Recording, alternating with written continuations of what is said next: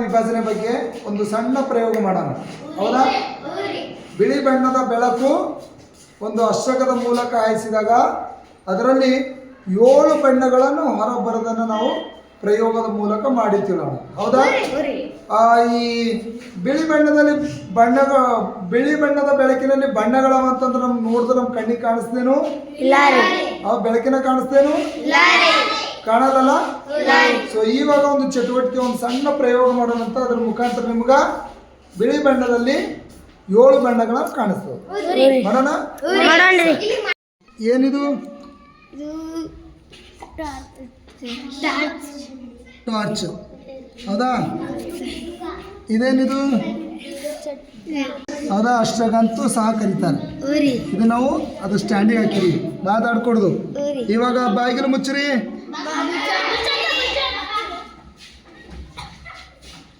ಏನು ಕಾಣಿಸ್ತಾ ಇದೆ? ಹೌದಾ? ಬಾಗಿಲು ತೆಗಿರಿ, ಬಾಗಿಲು ಮುಚ್ಚ್ರಿ. ಕಾಣಿಸ್ತಾ ಇದೆನಾ? ಓಕೆ.